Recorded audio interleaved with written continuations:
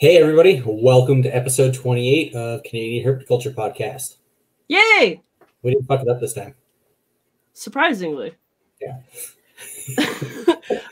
Yeah, I'm actually present for this episode. I was not present for the last episode because my computer decided to have a stroke and I needed to spend a lot of money and get a new hard drive. At least it's working now. So I'm back. Okay, look, I bought the computer used. What I've paid for in repairs is still cheaper than the computer new. Well, I've had to fix my computer too, and yeah, I'm still less than what it costs new. So yeah, exactly. I have spent less than $2,000 on this computer, so I'm still golden. Technology is not always working in our favor. Technology never works in my favor. We all know this. That's right. Yeah. Anything new happening with you? I am cutting down my Christmas tree tub rack. I'll be finishing that later today, actually. So I can set that hatchling rack that I got from First Strike on top. Fun. Because I don't need all 4 bins, because I'm only using 1. So I might as well just cut it down and use it for what I need. That works. Save some space, because there's no other way for me to fit that other rack in here. Nothing's new with me. I'd rather get PVCs to put on top of the rack, but I don't have the money for 4x2x16s like I want. So, and I don't want to buy 4x2x12s because I hate 12-inch height. Yeah, it's a pain when you actually have to get into the back of the enclosure and don't have long arms and clean it, and it just doesn't offer enough height for my liking. So yeah, no, my preference. I think the 18-inch height is just kind of like the lowest I like. Yeah, I got a bunch of 16s and they work well for the height. If I could go a little bit taller, I probably would. But I got a deal on these, so they work great. Yeah, and they're good functional enclosures. So yeah, I just need to replace a bunch of locks on them because they're herp houses, and a bunch of the locks are all rusty from humidity. So I got to order $100 in fucking new knobs and locks for them. The things we do for our animals. Yeah. Yeah, and speaking of that, you recently got your new products from Pet Paradise. Oh, yeah. Okay, so I ordered for Pet Paradise. I got a ton of what's it called? Jurassic chip, something like that. I got a bunch of that. I got a heat gun. John was really freaking awesome, and he threw in a whole bunch of little goodies for me for my cats, my dogs. I got some of those prepackaged, or not prepackaged. Yeah, I guess prepackaged. Those scorpions. The little dead dubias in a package. Yeah, Pro Bugs. That's what it is. So I got a Pro Bugs pack of scorpions. My kid's leopard gecko loves them like they're crack. So, fuck yeah. If anyone is looking for any kind of animal supplies, period, you can check out mypetparadise.london.ca. It's just mypetparadise.ca. Thanks. Mypetparadise.ca. I'm not paying attention. The Instagrams are My Pet Paradise London and Cambridge, I think so. Cambridge. Yeah. Okay. My mistake. Mypetparadise.ca. You can use our discount code, which is CHP10 off, all capitals. You can use that code anytime you order off their website. They have flat rate shipping. I think if your order is over $500, it's free shipping. They ship Canada wide. Cat stuff, dog stuff, reptile stuff, feeders, enclosure, anything. If you have a pet, you can use this code on this website. Yeah, one-stop shop. Yeah, literally.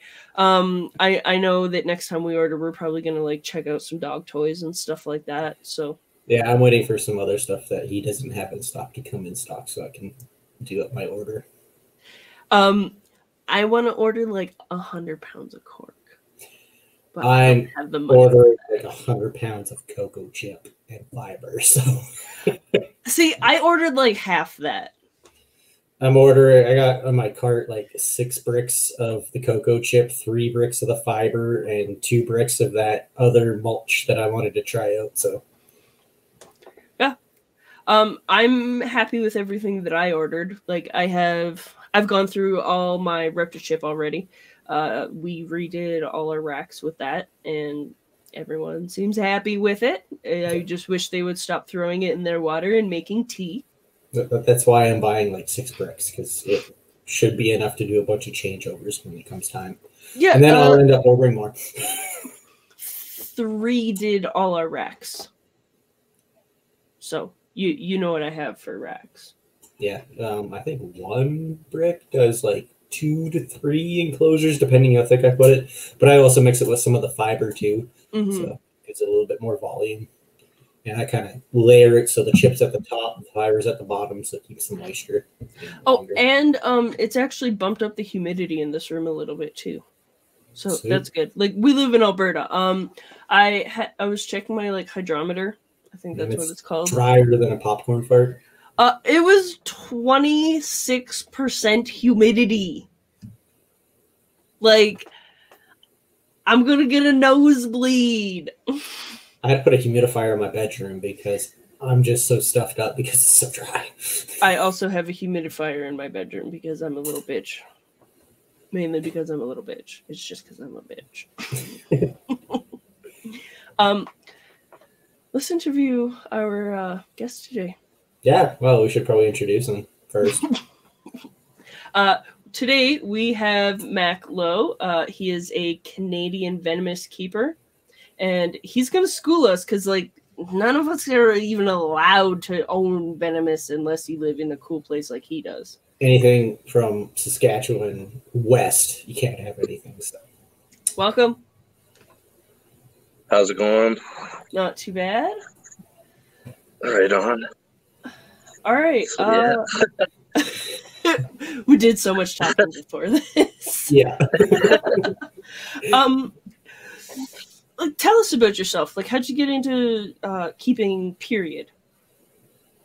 Well, I started when I was a child. Like, my dad used to keep a few things here and there, and my uncle used to work at like the local zoo in Winnipeg, and it was pretty cool because I'd always get to go backstage and like see all the cool feedings and all that, and just it was cool. Like as a little kid, like that's your dream, right? Like walking around in the tropical house, like behind the scenes, and like I don't know, it was just kind of exciting. And I always told myself, I'm like, oh, one day I'm gonna have a zoo of my own, kind of thing. And then I don't know, I kept a few different snakes and lizards as a teenager and stuff, and kind of got into it. And then I took a break for a while, got into saltwater fish keeping and all that, another hobby I picked up from my dad.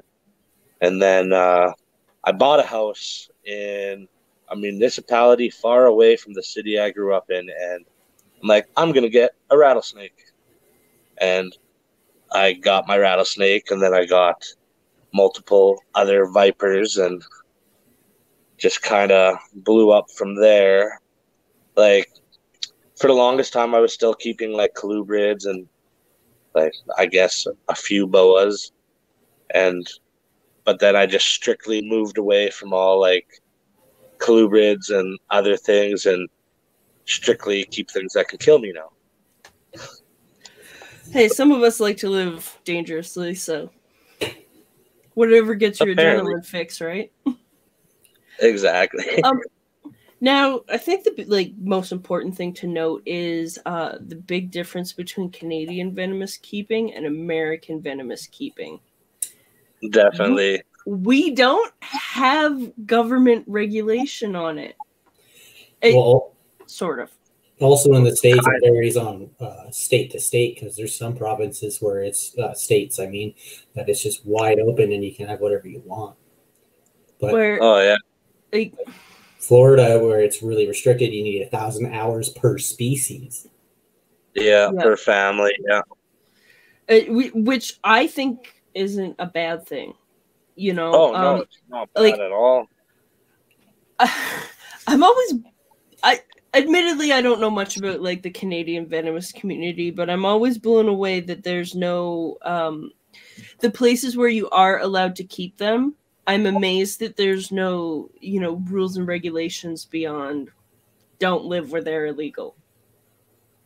Essentially. Well, that's the thing. Like, Canada is such a gray area for venomous keeping because I kind of look at it as all these municipalities where you can keep them are usually small towns away from the big cities where it just doesn't seem like there's rules there. Like they haven't thought about it yet, you know? Yeah. Where the big cities all have their restrictions and like a lot of places you can't keep any constrictor or any snake that exceeds a certain length. And these small towns, it's kind of like it's a loophole because you go they to a just place, haven't made the rules yet.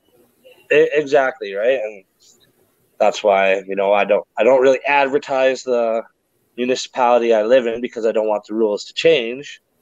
But it's like, I'll be honest, like Canada is a gray area. Like basically if you can get it, you can have it.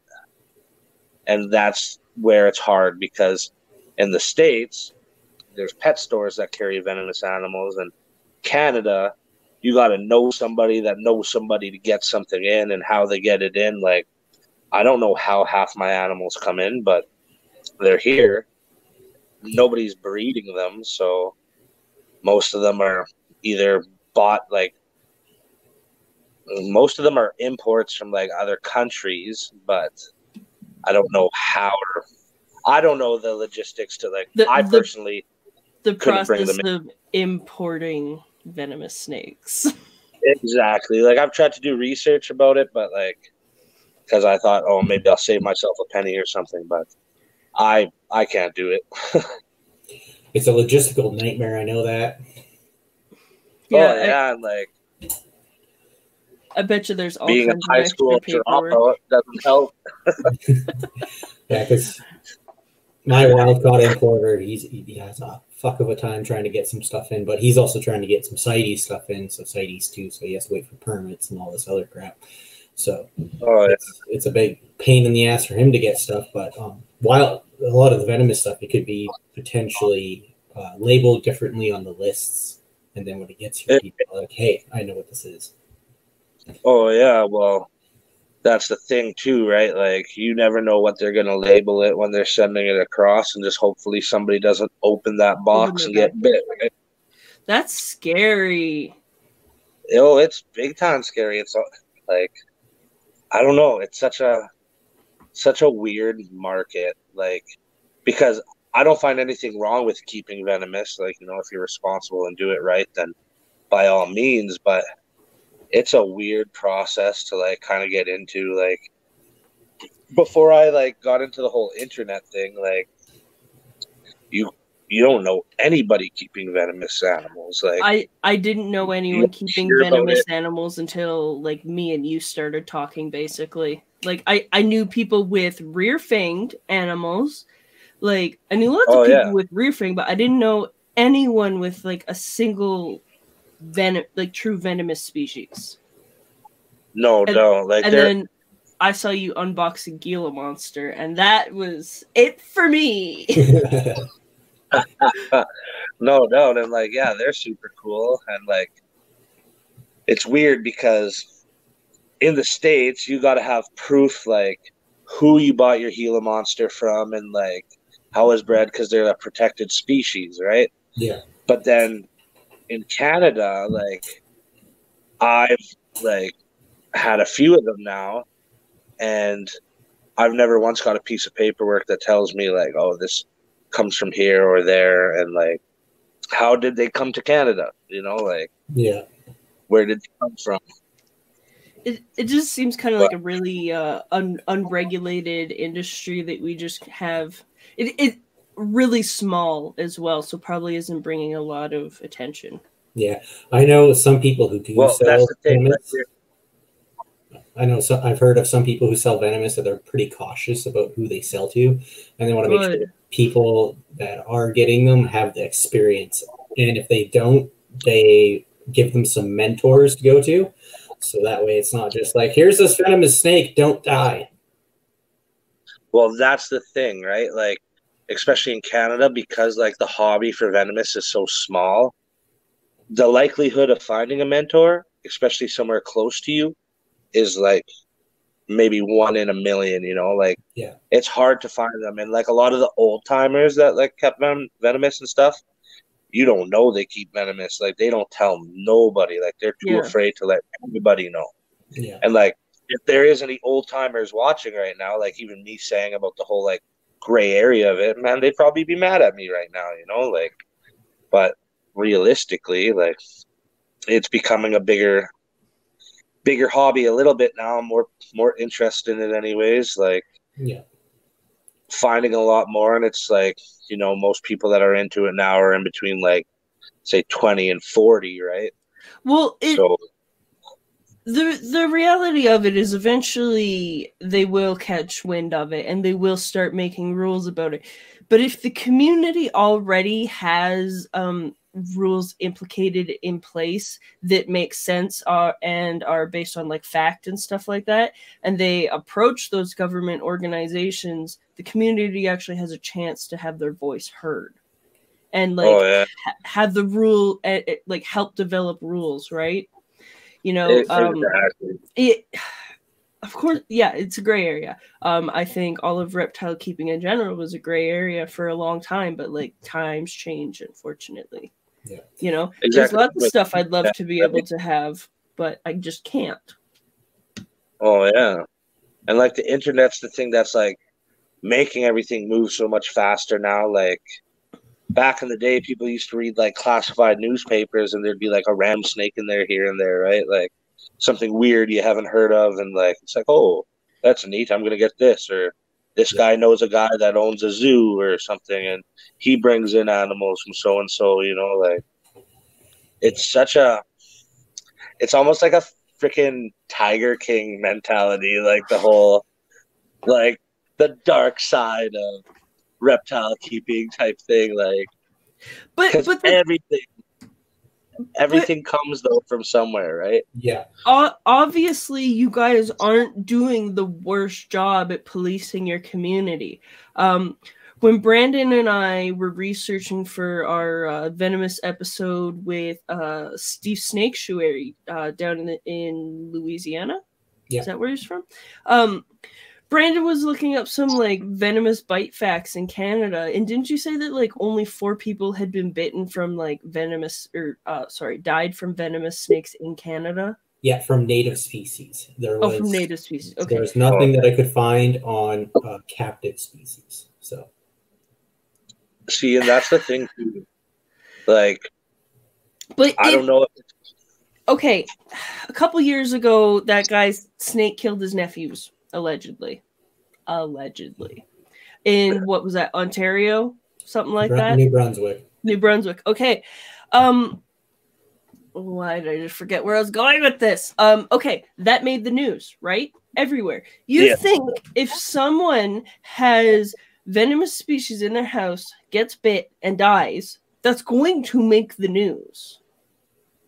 You would think, anyways. Wouldn't you think? Like, I think that would be kind of a like holy shit thing in Canadian news. Yeah. Oh yeah. So I think there would be some kind of documentation of it. Definitely. Like there's this guy in Alberta. You guys are like okay-ish. Yeah. Oh yeah. There's this guy in Alberta that like does the whole like relocating of rattlesnakes and stuff. Like he's I forget his name. Medicine Hat? Lethbridge. I think so. It's Ryan like something. But like I don't know. Makes super cool videos, wicked awesome guy, like, but he interviewed somebody that either was the victim, I can't remember, like this guy was like having a hard time with himself, like suicidal thoughts and stuff, and one of his buddies kept venomous, and this guy tried to kill himself like I think 2 or 3 times by sticking his hand in like his buddy's aquarium, like terrariums, right? That's a good way to fuck your friend up psychologically.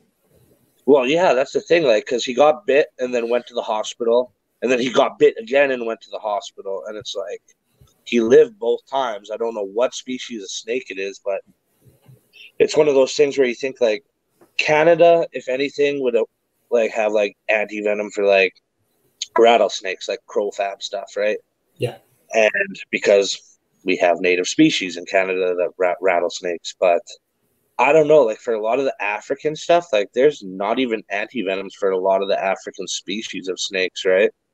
Yeah. And like what was it that Dr. Walton said? It comes from Ontario. Yeah, anything exotic has to get flown to Ontario. So like if you have a gaboon viper illegally in Alberta, you better hope that anti-venom can get from Ontario to Alberta to your hospital before you die. You know, like that just doesn't seem like a smart risk. Yeah. And from what I did some research talking to some of my other friends from Ontario, and all the antivenoms and stuff like that for African species and nothing that's not native is either at some sort of zoo like Indian River, the Toronto Zoo, and stuff like that. And they might not give up their supply because that puts their workers in danger. At risk, yeah. Because they have to save your life because you're a dumbass. You're doing it illegally, and you don't have any venom on hand. They don't have to give it to you. Oh yeah, exactly, and like the whole expiry dates of it too, right? Like it's not cheap stuff. It's not easy to get, and like you got to replace that every year. Yeah. So I don't know. So with you keeping venomous snakes, do you have a bite protocol in place if you were to be bitten? I have bite protocols for every species and family that I keep, yeah. But where I live kind of jeopardizes me a little bit more because I'm over an hour away drive from the closest hospital, right? And even that hospital isn't like a big city hospital. Like it's basically like a farmer's out in the field. He gets a call and does his deed at the hospital, you know, like. So it's a really risky thing here, and it is risky, but that's why like you don't become complacent with it. You don't like. I don't free handle. I never will, never want to. I don't play with my snakes like they're toys, like a ball python. Like my snakes stay behind their glass, and they only come out when I'm cleaning enclosures and soaking them. Like, and other than that, I'm not there like, oh, check this out. Here's my 4.5-foot rattlesnake. You know, like, not my style. You don't need to be kissing cobras? No, not for me. Does nothing for me. So with your bite protocol, I know some people have like a Velcro on tag, so it states the species and then the protocol for what you're going to need to do at the hospital. So like what kind of anti-venom and stuff like that. Do you have something like that in place? So if you were to get bit, you can just pull that off? Yeah, all my enclosures are tagged, and then I have little binders of each protocol for each family. And it's just basically like you get bit, you grab that book and be like, here you go, I'll read that. Like it save me. Make a lot of sense. Like when I open the bite protocols, I don't personally understand them, but I'm not a medical professional, right? So it's just I hope whoever reads it understands it. Yeah, because like when we were talking this page, please. When we were talking with Steve, oh yeah, well the thing is too like. Okay, well, sorry, cut out. When we were talking with Steve from Snaketuary, because he's an EMT, so he does respond to some snake bites, and he did mention that some doctors with snake bites, they'll want to like cut your arm open if you were to get bit on the arm or whatever. Yeah, I forget what that procedure is called. And he said, "Do not do that." So I've heard that that's never necessary. Yeah, definitely not. And like they do that because it's swelling up, so they want to relieve pressure, right? Yeah. But 90% of it, like it goes down, and there's people that are like put under already, like from their snake bite, and then they wake up and it's already all cut up. Well, and I've heard that like what that procedure does generally leaves people more disfigured than what the snake venom would do to begin with. Oh, for In sure. some cases. Like say if a snake bites your finger, like say a rattlesnake, whatever, you'll get like the little bit of necrosis. But like if your whole arm swells up, like swelling goes down, where you might have a little rotten part of your finger or might lose a tip of your finger, but those your whole scars, thing isn't disfigured. Yeah, like they candy cane cut you like all the way around, and like you're messed up, right? I thought it was just like a line down, not like spiral around the extremity. Oh, they've done. I'm sure some places maybe do straight ones, but I've seen pictures of like straight candy canes, and like that's disgusting. Oh yeah, like I've cut my arm in half before, so like I know like the feeling, and like because on this arm I have like nerve damage. The whole bottom area here, like it's tingly to the touch because you cut all those nerves, right? Yeah. And I don't know. That gives me the heebie-jeebies. It gives me the heebie-jeebies. Like, ugh. You know, like I have huge scars on my wrists. You know, like there's one and stuff like that. You know, and like I've had people make comments about it and stuff like that. Like mine are from like a surgery, right? And people still make like suicide comments and stuff like that to me. And it's just like I couldn't imagine having like something beyond what this already is. And like because like I should tell people like shut the fuck up. It's like you really think that like I have a scar on the top of my arm because I was like cutting myself? Are you fucking stupid? It's a line going up my arm. Like it doesn't even like and it just irks me, you know, because there's like, people just assume, and it's like, no, I had bone removed. Fuck off. Like ignorant assumptions, right? Yeah, it's straight up. It's ignorant assumptions, and then like to know that like people say those comments to people that actually like did have that go through that stuff. Like,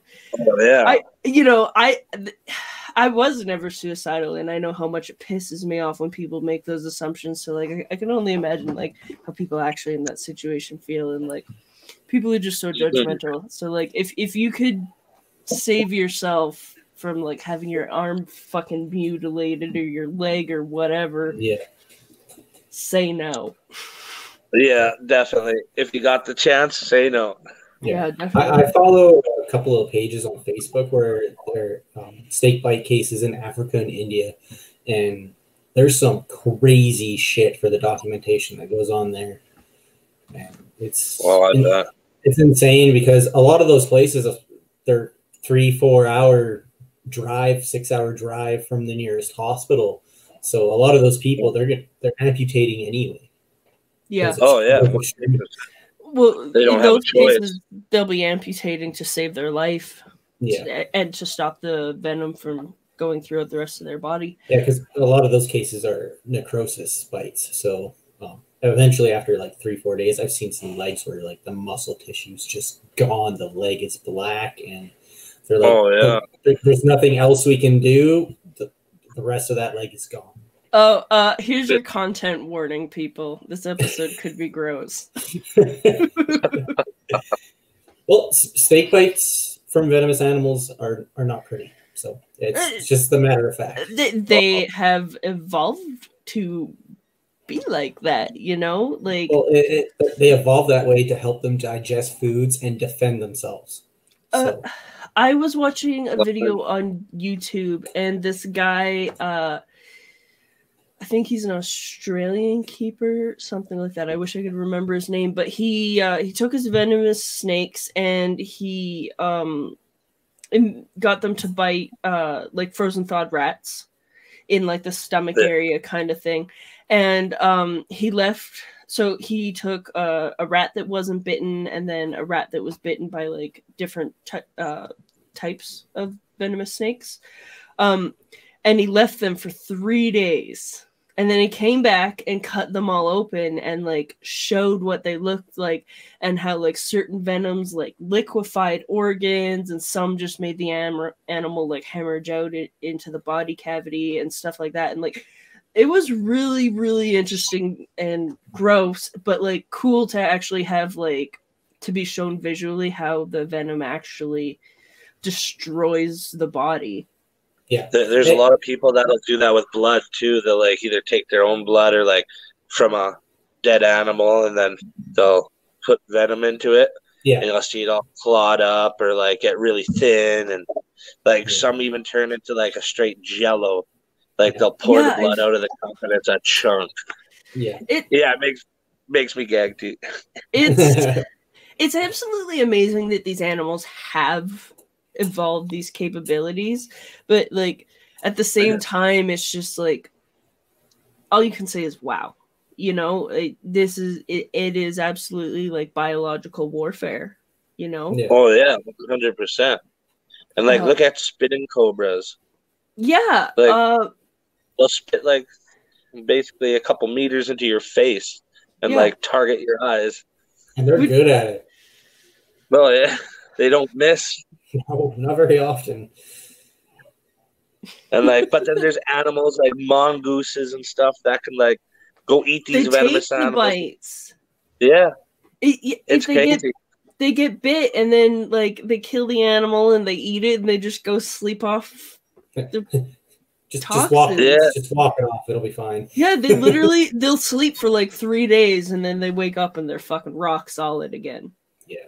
Oh yeah, like it blows my mind, like, because that's kind of how they make like anti-venom, though, right? Like, taking the venom, slowly microdosing it into like a horse or a sheep or whatever, and then as that animal builds its antibodies, then it extracts that, and there's your anti-venom. There's the facility in Costa Rica where they develop the anti-venoms and all that kind of other stuff, anti-venom and all the other different name ones, and they tested on horses. I watched a documentary on that. It was really cool. And there's also some other stuff that's going on in Africa, in Ethiopia. I was listening to Word on the Snakevine, and they did some podcasts with some people that were over there doing studies and stuff, and snake education. So people understand what kind of animals they're encountering, where they're going to be, and what to do in case they do get bit. Well, that's kind of similar to what Sherry Bakari was doing over in Pakistan, wasn't it? Yeah. It was educating the locals like about the actual animals in the area so they weren't just automatically killing them when they came across them. Yeah, because a lot of the times they're encountering non-venomous snakes and killing them anyway because they didn't know any different. Mm-hmm. Oh, yeah. Because they couldn't. Just like in the States with the whole like cottonmouths and water snakes, right? Like everybody's killing harmless water snakes because they think it's a cottonmouth. Yeah. But even that, like those whole like, I don't know how people feel about it, but I don't like how they go out and like hunt all these venomous snakes and kill them, like say the rattlesnake roundups and stuff. No, I'm not about it. I'm not about it. I like the Alberta rattlesnake roundup. How's that work? Okay, so we don't do it anymore because the government said no. Yeah. Because the government's stupid. But you were more experienced with it, Brandon. So what they would do is there was a scientist that we would work with. I can't remember. I think he was a biologist, and he was doing rattlesnake tracking. So he would track all the population counts around Brooks and those kind of areas. So Tara's in the Herpetoculture Society, they would go out with him. They would spot the animals, but he was the only one that would be able to handle them because he's licensed by the government to do so. But they stopped us from doing it to go with him because of liability reasons, because he's technically a government employee doing the research. Holy.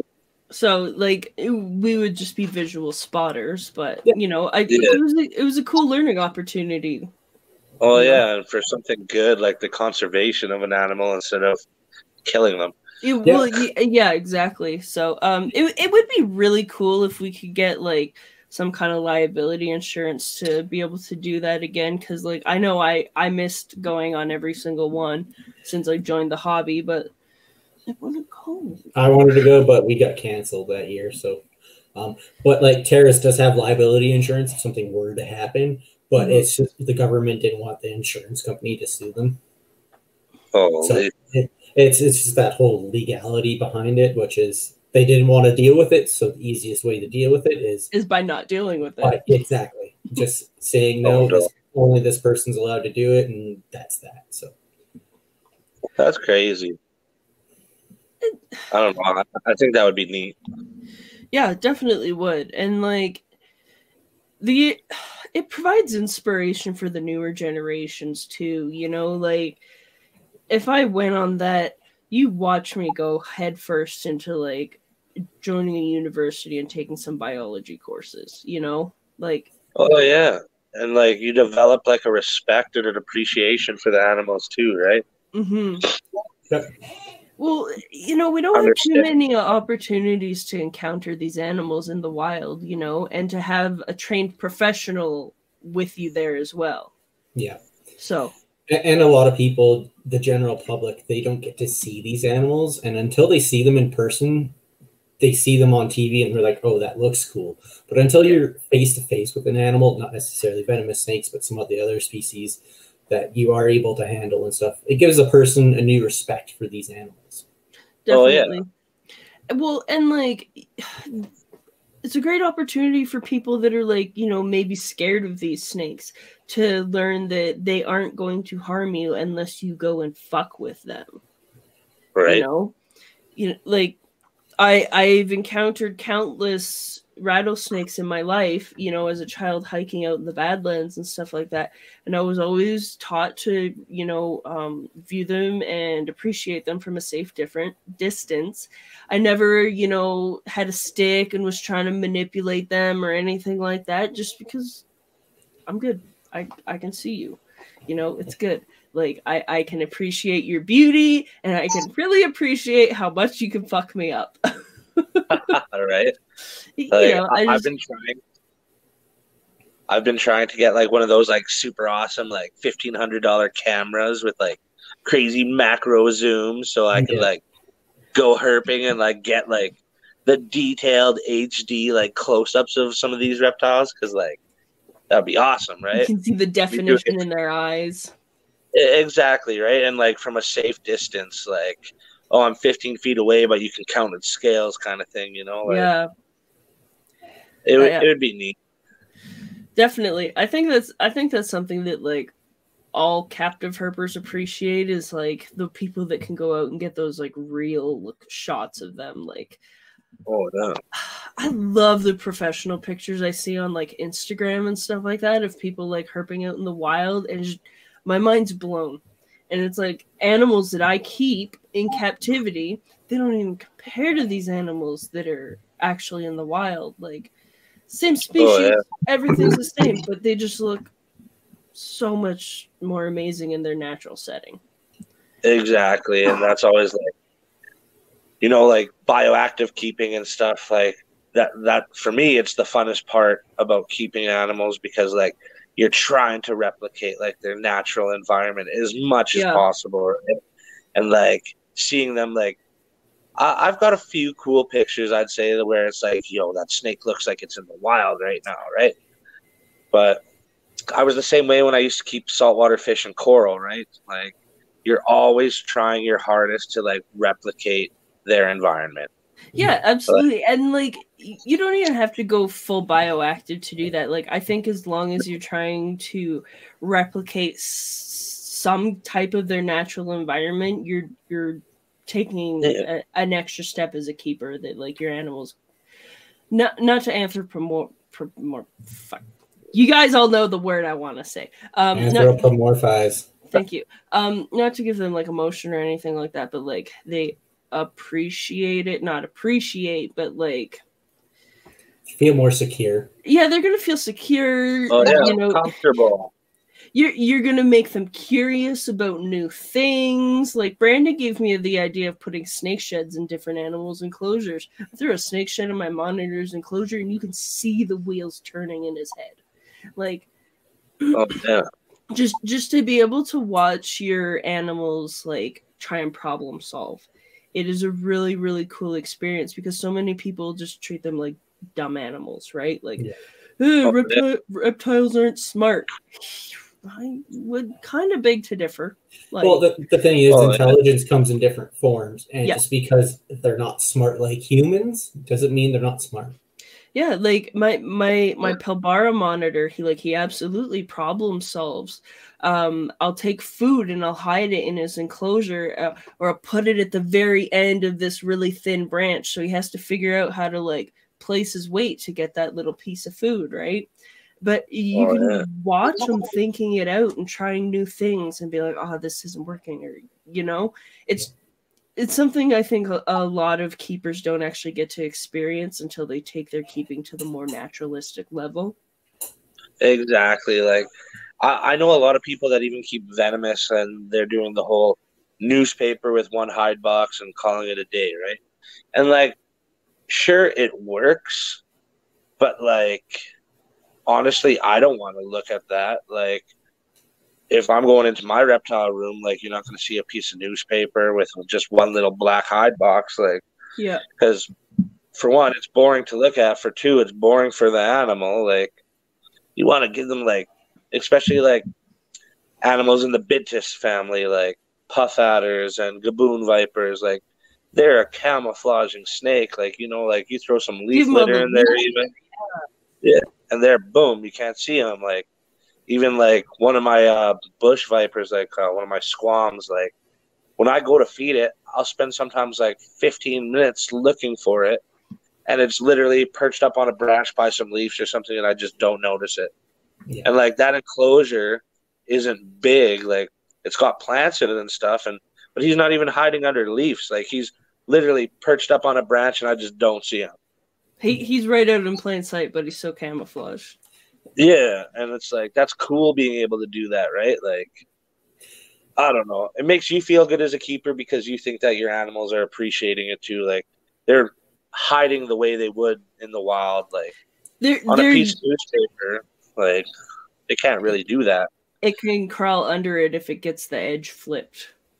Yeah, and then that's about as much hiding as it can do. It's just, like, it's not aesthetically pleasing either, right? So. Yeah, it makes the animals feel more secure because in the wild, that's what they want to feel, is they want to feel secure from predators. So if they're harder to see, that makes them feel better. Yeah. Exactly, right? Like, if it's just out in plain sight, it's going to be stressed, it's going to be bothered, it's not going to, like, certain animals will dig in its substrate, and, like, which will mean part of its body's cooler even though its head's sticking out on the warm side. Like, just little things, like, it's different. And you got to really, like, appreciate your animal to, like, understand what you're doing for it. Like, don't get me wrong, like, there's breeders out there, like real professional breeders that, are strictly racks with the hide or water dish, and that's it. Sometimes not even a hide, just the drawer. And that's breeders. They have hundreds in their little drawers, whatever. But they're moving them out. Like, it's not like that snake's living in that, like, little drawer for 15 years, right? Like, well, I don't think so anyway. I don't know. I'm not a... You would hope so. Yeah, you would hope so, right? Like, because even there's venomous breeders that breed at a large scale level, and, like, they have the racks and all that with very minimal stuff. But me, I'm just a keeper. Like, I got a couple species that I'm working on breeding, but I'm not in it for, like, a big financial gain or, like, a business aspect, right? Like, it's just, oh, I have pairs of this and a pair of that, and you're on the hobbyist side of it. Yeah, like, if I can sell a couple and, like, sustain my hobby, like, if I can sell a couple snakes and buy more substrate or some more bulbs and stuff, some food, I'm happy, right? Yeah, that's so what I want. Oh yeah, every hobby should be able to self-sustain itself, and, like, especially if you're having fun with it, because if you're literally making yourself go broke from your hobby, you're not doing it right. Yeah. Well, like, in the last year, like, I've started investing in, like, breeding quail. I got a mouse rack now, stuff like that, because buying retail rodents is really expensive for my collection. So like if I can feed my ball pythons by myself with like what I'm raising here at home, then I'm happy and I'm content, because then I just need to buy like a couple frozen rats for like my big boas, you know, like anything that isn't an adult boa can you know, be fed on either the quail that I have or mice, you know. It's Definitely gotta do it what works, right? Because here in Alberta we're not allowed to have live rats. Yeah. Because crazy. rats would never cross the border into Alberta. They see the invisible line and just run back to Saskatchewan or BC. Right? That's so crazy. The government says we're rat free, so apparently we're rat free. Oh yeah. Yeah. But I gotta say, I have never seen a rat in the wild. You know what? I've never seen a rat in the wild either, but I'm quite sure they are here in Alberta, but like I know that they are generally not generally. I know that they are killed immediately on sight if they are ever because the government does have a rat eradication team. Yes. Holy shit. Yeah. Just see a bunch of SWAT guys come pop, pop, pop, pop, pop. Well, there was, I think it was last year, I seen a couple articles where they found, I think it was Norwegian rats in some, I can't remember what town it was, but a big landfill. And they eradicated them that day. It sounds like the eradication team's coming in the background there. Yeah. I heard that. Brandon lives on a real busy road. Yeah, I live like a block away from the fire department, so. Fair enough. A really popular mall, and like Brandon's in a crazy area. Yeah, there's fire department, and down the street there's the EMS, so shit just flies past my house all the time. Hey, you should start keeping venomous animals. You'll be safe. Unfortunately, you can't. They're like it's just complete venomous ban here in Alberta. Brendan does work with 3 different rare fangs species. Yeah, rare fang venomous, yeah. No. What do you family, keep? But I keep Madagascar hognoses, so I keep the giants, the blondes, and the speckled. And that's awesome. I've gotten bit by the blondes. I love little hoggies. The blondes. These are big hoggies. Well, the giants are. The blondes and the speckleds are kind of around the same size as westerns. I want an Eastern. I always wanted a little baby one because they look like little caterpillars. They just move all little funny. Yeah. Yeah, I got bit by my blonde, and my arm swelled up, and I did have some pain in my shoulder and my fingers for about 3 days. I bet you if you took some Benadryl, you would have been fine. Probably. No doubt. But I haven't been bit by the speckles, but I hear they did some small studies from the speckles, and they like melted the inside of rodents. And I have seen that from when they have bitten them and they left them out and didn't eat it, so the whole inside was liquid. Holy mackerel! So, good thing you're not a mouse. That's right. No. And the giants have not been bit by the adults, but I've been bit by hatchlings with no sort of effects. So no. But I tried my one female blonde that bites me all the time. I handle her with a hook and tail her, so. She does not like me. Fair enough. I caught her on video. Yeah. Oh. I only have one rear fang snake, and it's a false water cobra. And I just wanted to get one because I always wanted one, and I know it's not going to kill me, but it's still kind of cool. Yeah. But I'm afraid of it. Like I treat it like it's one of my venomous snakes. Like, you know, I'll hook it, and well, it's better to not be complacent, right? Oh yeah. At first, when I first got it, I was just holding it because I'm like, oh, whatever. But like now that it's getting bigger and acting a lot faster, and like I'm like, okay, yeah. Oh, they're crazy. Like, and super like the way I have it set up, I got a bunch of mulch and then like leaf litter and stuff, and it's tucking and weaving and it's coming out of nowhere. And I'm like, holy crap! I got that. Oh yeah, they'll follow follow you out of the enclosure to get the rat off the tongs, and I'm like, damn. They're really smart. Most of my vipers will just grab something and hold it there, or like grab and let go. So I've seen gaboon vipers like grab their prey, and then the viper like stands up, and I think it's to hold the prey up off the ground so it like can't kick and fight and stuff, and they just like grab it and hold it there. Yeah, same with like tree vipers and stuff. They'll like grab stuff and have it hanging there, right? Yeah. And they don't let go. Like, that's crazy. Like, to think about it, like, you got to be something strong to do that, right? Well, one, the animal's smart enough to problem solve the animal fighting or the prey fighting back. Yeah, so if they can't get traction, it's harder for them to get away. Yeah, exactly. They're suspending these animals so they can't get traction and fight back. Like, and it gives enough time for that venom. Gives enough time for that venom to activate. No, don't. That's crazy. Yeah. I don't know. I always watch those videos when it shows like how fast like different species can like drop a rat or a prey item, and I'm like, it's nuts. Sometimes it's like 3 seconds, boom, done. Yeah. And it's like, whoa. Yeah. Or sometimes it'll bite and like hop around, but you can see the effects like happening. It's slowing down or getting more spastic and stuff like that.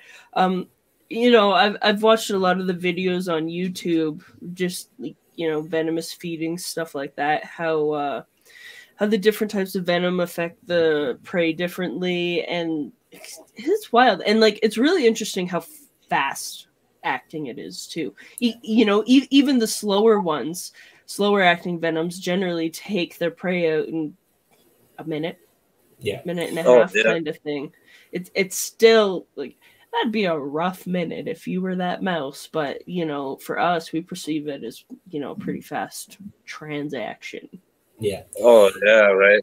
And a lot of snake venoms too are developed for what prey items they are. So like they use a lot of rodents for testing snake venoms on, and they have that scale to see what how the venom affects mammals. So a lot of these snake venoms that affect mammals will harm humans because we have a very similar DNA structure.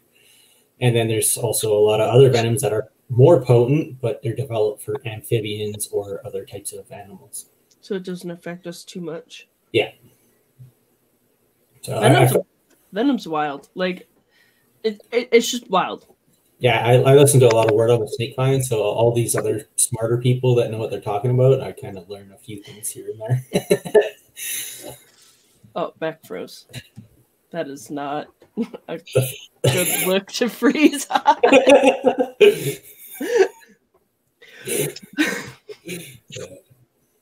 Yeah.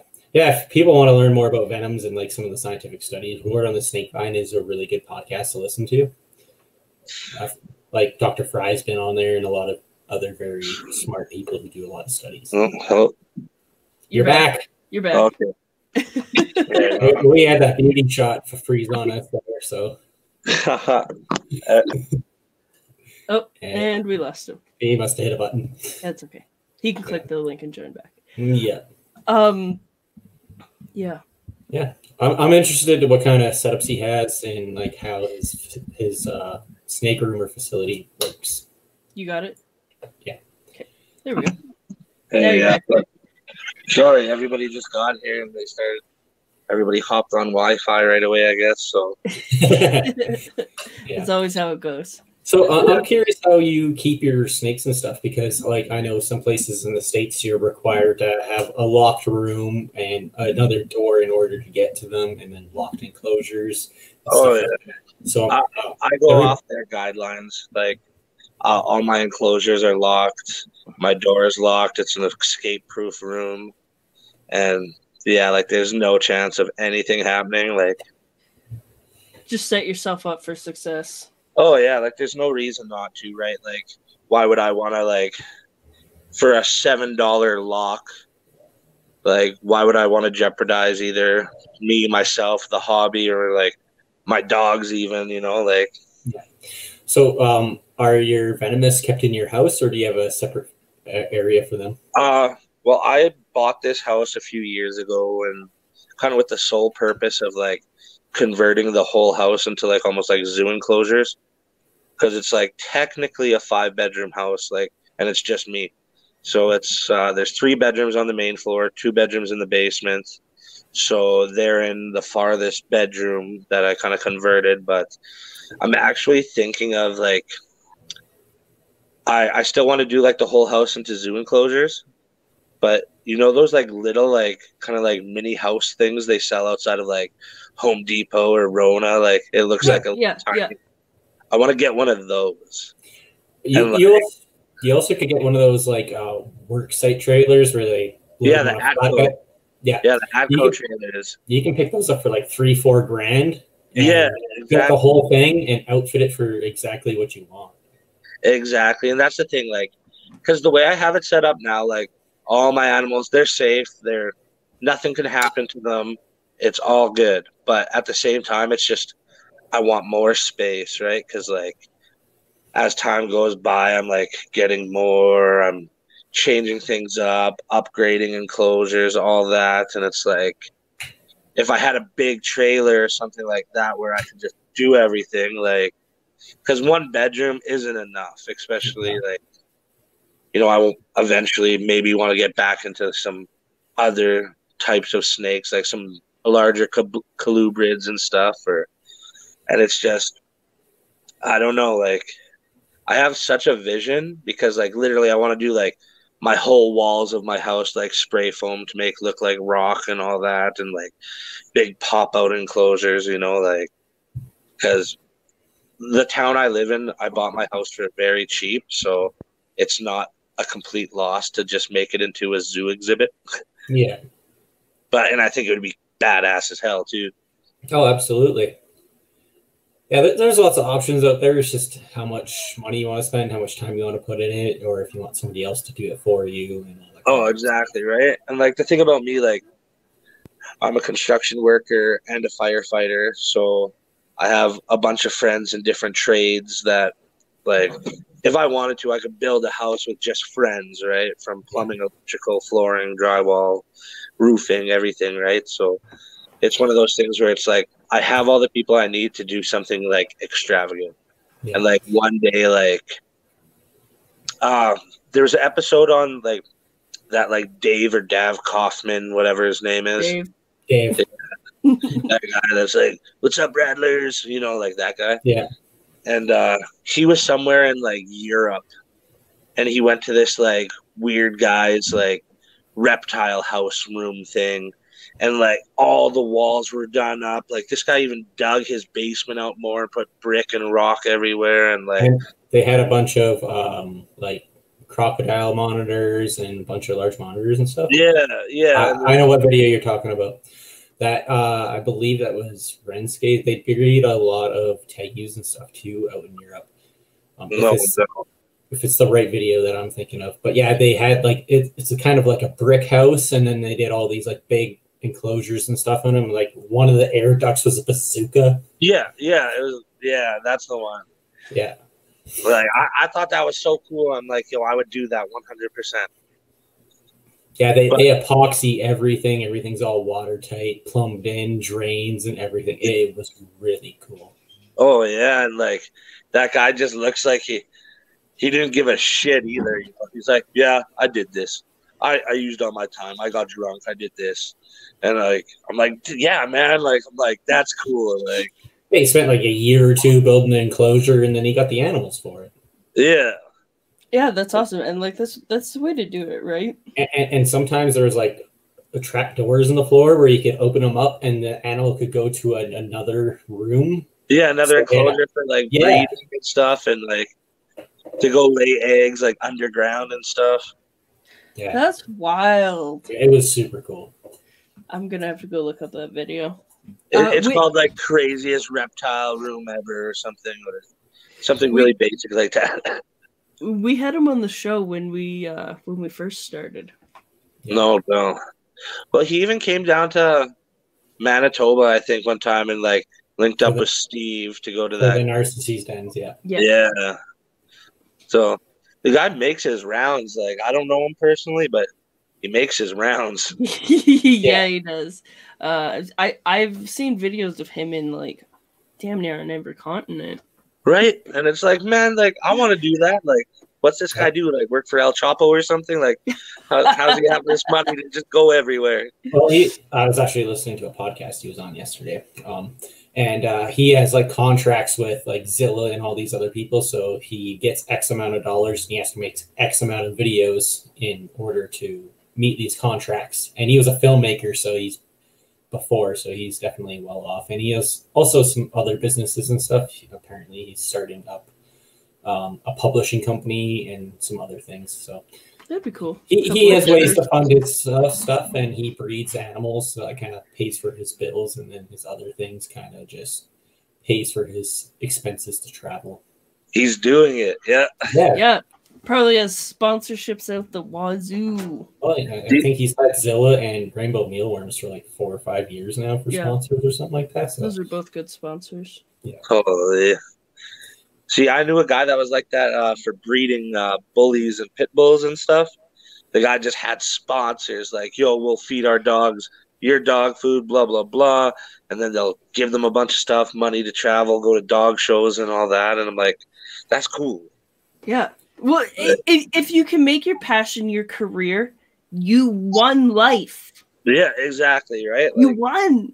And like, that's, I wish I had like a better connection to kind of like, well, outreach, I should say. Like, I'm not a very outreaching person. Yeah. Like, I'm very just like, I do what I do, and then that's it.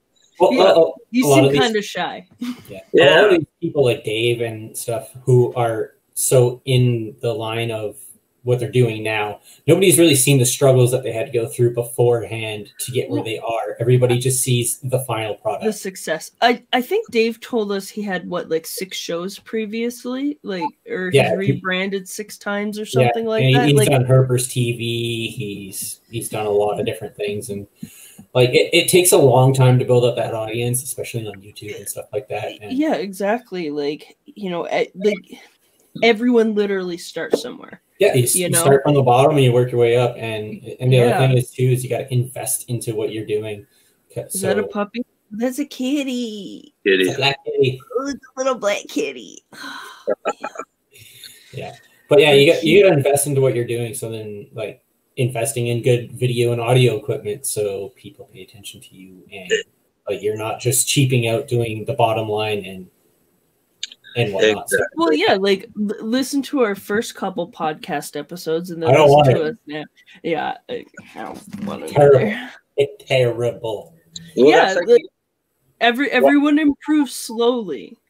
Oh yeah, like watching. I watch like all the Venomous channels, like, and even like the Tyler Nolan and Chandler ones and stuff, like. Like, sure, they're like free handler guys and all that, but like, I think they're a little sensationalized. Oh, 100%, but it's doing it right. Like, yeah, they're making their passion a career, you know, and not everyone's going to agree with you either.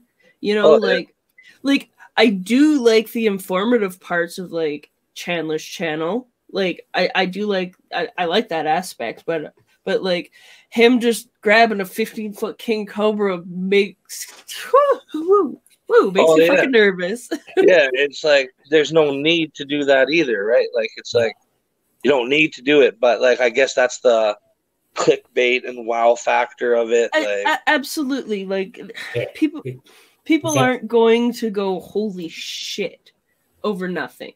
Oh yeah, and it's the holy shit that gets people coming back.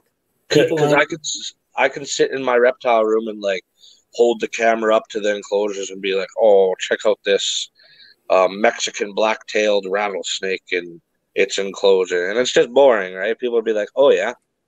But like, I don't know, like there's some corny things that I wouldn't bring myself to do. Like if I was to do something like that, like I'm not like, it seems like Chandler, yeah, I like his channel and stuff, but like some of the stuff's kind of like, to me, it's like corny, like Coyote Peterson, right? Like, yeah, definitely. No, I'll agree with you there. Like, there's good aspects and bad aspects of it, but like like you said before, it's for the shock value to get people, subscribing and stuff like that. It's Exactly. mostly the stuff we aren't fans of. I've watched some Venomous keepers and like the more professional ones where it's super boring. They pull the animal out with all their hooks and stuff.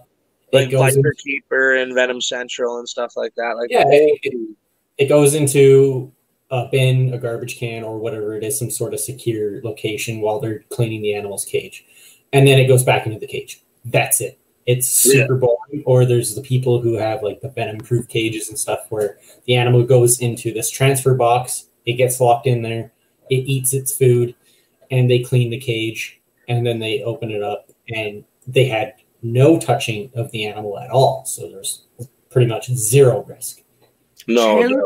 Chandler has that one transfer box for his king cobra, and I fucking love that idea for like any larger snake, It doesn't even just have to be venomous. If you just want to move your snake for like cleaning the enclosure or whatever, and it be super low stress, that's the perfect thing. And it's just like a hide box with a couple trap doors on it that lock essentially. I would love that for some of my big boas. I would love that for any of my venomous stuff. Like, honestly, because like every time I take them out to clean the enclosures and stuff, like they're striky snakes, right? And like their strike range and all that, but like if they were in their enclosure and just went into those lock boxes and you just don't even have the to little worry door, about it. Yeah, it's nothing, right? Yeah, and then boom, boom, and you're done. And like you can flip the latches by reaching in with your hook too. Like you literally don't even have to stick your hand in the enclosure, nothing. You flip that latch shut, it's locked, and then you can grab it, and everything's 100% secure. Oh, definitely. Like that's awesome. It's just taking that safety factor to the next level. Exactly. So I'm in a couple of the Venomous Facebook groups because I am curious as hell. And I've seen some people feed live, some people don't. And one of the arguments for live feeding is that the venomous snakes won't take frozen thawed. Like, what's your kind of take on that? I've had finicky eaters before. And like, it also goes to like the point where, in my opinion, it's like, say, wild caught animals have been eaten live animals their whole time, right? So like to offer them, like you might have to start off with like when I first got one of my rattlesnakes, I had to start feeding it live when I first got it because it was refusing food, and then I fed it live and boom, hit it right away. Natural instinct kicked in. Yeah, and then like after that, like I tried offering it frozen thawed and like it worked, and like now it's strictly on frozen thawed. But I think you could probably get every animal to do it, like to eat frozen thawed, but I think some people are just like in their ways, like because they're like, oh, it's enrichment for the snake to like chase its prey down and hit it and all that and the right temperatures. And from the videos I've seen of like venomous feedings, I don't even find like a lot of them really chase their prey down. They seem to be mainly ambush predators. Yeah, they wait until like, well, a lot of vipers are ambush predators. Like they'll sit there and wait.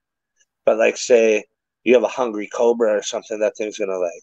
Oh yeah, that thing's gonna run around like a crackhead. Yeah, and then take it. But it's just, I think sometimes it's tricky to get venomous onto like frozen thawed because you don't like last thing you want to do is like have to force feed your venomous reptile, right? Because you've got to pin its head. Yeah, it's like just, and it's stressful to the animal, and it's just, I don't know. Like I have quite a few different species of venomous snakes, and they're all frozen thawed, and even ones that were like wild caught frozen thawed, like eventually they adapt, right? Mm-hmm. But it's just once, like I said, like even with getting new venomous animals in, and like with parasite loads or whatever, like if you don't treat for parasites during your quarantine and you're trying to feed a wild animal frozen thawed when it's only used to live, like it's just going to sit there and look at you like, what do you expect from me, right? Yeah, and then the parasite load's just going to explode. Yeah, you stress it out and it's just not comfortable. Like parasites, if your snake is comfortable, it can live with parasites. Like Well, It can. most reptiles have like a low level of parasites, and that's healthy captive animals. But it's when they get sick and their like immune system crashes that these small tiny parasite loads just explode and take over the body. Well, Exactly. I get in some wild caught animals sometimes, and I don't treat for parasites until like 2 months in, because in my opinion, they're super stressed. So I don't want to gut load them full of medications right away when they're stressed out, and that's going to put more harm onto their digestive system, their organs, and you also do a longer quarantine though. Yes. So you're still treating for parasites during your quarantine period. You're just letting your animals establish to the new climate and stuff like that. I want them to acclimate, feel more secure and stuff like that. Before this guy, there's a guy named Willie. He runs Venom Central. Like, he's an old venomous keeper. Yeah, and he'll quarantine for an entire year before I'm like, that's cool. But he's also I was just watching one of his videos, and he was talking about like he uses newspaper as substrate because he's like, I don't care. Well, he uses like aspen too, but like he'll pressure cook the aspen for like hours before, like he'll cook his substrates before he puts it in, because if you use any type of soil, you're inviting parasites 100%. And like I never thought about it like that, because like you go by your like eco earth and stuff like that, you just expect like for it to be clean, right? Or like your cypress mulch and all that kind of crap, and it's like, wow, yeah, it gets a little bit wet, you can hatch eggs, you can do whatever, like whatever's in there, right? Like, and you're just inviting it. That's why cleanliness for the enclosures is number one. Yeah. And harboring bacteria. I know some people with like cocoa chip and stuff, because it comes in great big compressed blocks. Some people will bake that in the oven at like 200 degrees for like an hour and a half. So it reaches up to that core temperature and makes sure that if there's any bugs or anything in there, it does kill it off.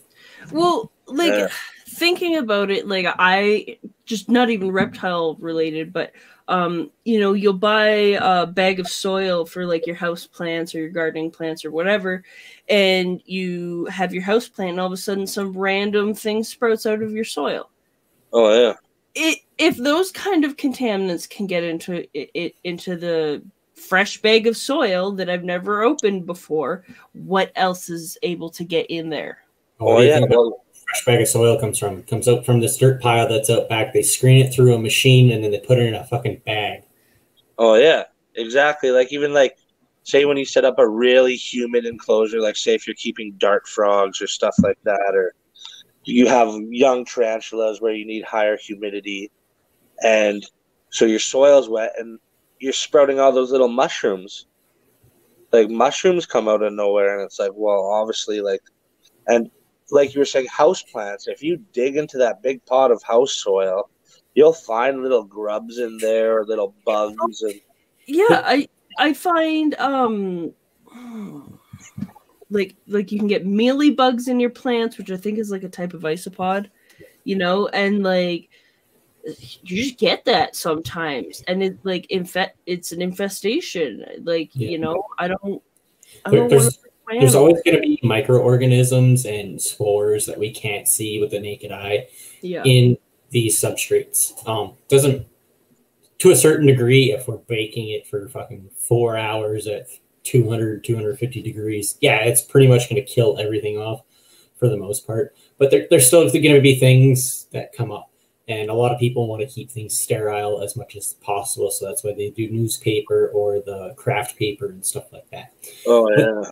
Which I understand. But then also there's a lot of these, not parasites, but bacteria and stuff like that like humans need. So we need certain bacteria in our system to function properly. Yeah. So do these animals. Right? So you have to find the right balance, you know, and I think that's why like some people try and do bioactive and stuff, is to try and have everything even. But one of the other things with bioactive is bioactive is the same as cycling a fish tank. Yeah, like when you, but it's the exact same. And when you're cycling a fish tank, it isn't just like magically done. Yeah.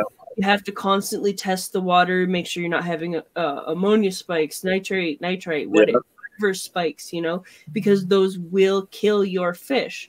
So you have to do the same thing with your bioactive. It's not just plug and play. Yeah. Exactly. I think a lot of people kind of do the bioactive thing, be like, I'm doing bioactive, so I don't have to clean up poop.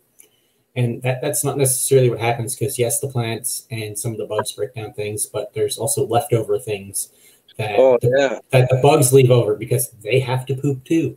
Well, and you don't want like your enclosure exploding with like bugs. Not even bugs, just like the waste products that even those bugs produce, you know? Yeah, and then there's microscopic bacteria that deals with that we can't see. So like Ashley Dezen, we interviewed her a little while ago. She got some stuff for her soil. So because she understands. She got a bunch of microorganisms and stuff, didn't she? Yeah, for her soil. So it enriched the soil with nutrients and then the microorganisms that are going to help break down those other bugs' waste and stuff like that. Because there's always going to be something left behind. That's why nature works the way it works. Because there's 100 things working together. Oh yeah. Like I love adding cleanup crew and stuff like that, but like I still have to clean the glass on my enclosures and stuff like that, and like I'll still add like new plants, new soils, stuff like that. And sprinkling isopods into your enclosure like Salt Bay does not make you bioactive. Yeah. Yeah. You know, I don't expect them to clean the enclosure. Like when I see them eating poop, it's like, yes, that's awesome, you know. But like, I still feed my isopods. Yeah, they don't live strictly off of poop. I still throw like cucumber and carrots and stuff like that in my enclosures that my isopods are in. You know, it's not like I said, it's just not just plug and play. Like there is work to continue doing, and like my Tokay, she specifically poops in one spot. And I love it. I absolutely love it. So all I have to do is like scoop that area, scoop anywhere else that's clean, and like top up with some good stuff. Oh yeah, definitely. But, you know, it's still work. Well, that's like even like the bioactive enclosures I have for like some of my snakes. Like it's mostly just like my tree vipers because like it's the only thing that really will use plants, right? Like. So I'll have all that stuff in there, like plants, freaking isopods, springtails, all that fun stuff. But like, if there's a big hefty poop and I like see it, the bugs aren't going to eat that. Like they'll eat some of it, but they're not going to eliminate that. Oh, yeah, it's not like it's a giant enclosure like the outdoors where it can naturally compost. Yeah. Without having negative effects. And the other thing is that animal that's in there can get away from where they're going to take a giant shit in the wild. They don't have that luxury here. Yeah. Exactly, right? Exactly. Like I like the aesthetic look of a bioactive enclosure, and like, but I'm not going to rely on it for like self-cleaning and all that. Like. Thanks for helping. Oh yeah, exactly, right? Like I love plants, and I keep my Tegu semi-bioactive, but that is a whole lot of poop. Oh yeah. But I also like having the isopods as like a secondary food source for like my Strophoris geckos, because it's just like, oh, you're hungry? Go get a snack. You know, if they're that hungry, they can find them, right? Yeah, exactly. There's never like not food in their enclosure, and like I've only ever seen the powder oranges in their enclosure. I seeded it with like some powder blues, powder oranges, and like 2 other species, but I've only ever seen the oranges in there. But if the gecko, they don't get too big for the geckos, so I'm not worried about it. I never see like a crazy amount. You know, it's just a couple at a time. Usually they're up on a branch eating a piece of poop or something like that. But it's just an additional food source, right? I really like offering a varied diet to all of my animals, and these geckos are so small that it's hard to offer a varied diet that's not like tiny crickets and mealworms. So if it's isopods, it's isopods. It's something different, right? Straight up.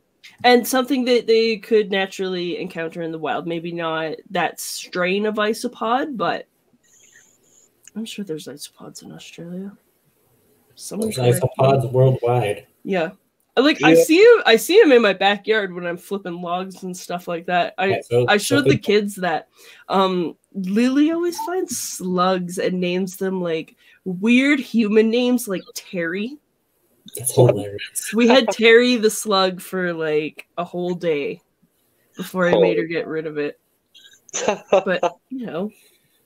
Holy. I just recently bought something that I'm super excited about, seeing as we're kind of on the bioactive topic. I bought these 6'7" tall display cases. Ooh. I bought 2 of them. So it's like 6'7" is a pretty good height. Yeah. Oh yeah. I can't wait to like just make them giant, like little rainforests, like from top. Absolutely. What are the other dimensions?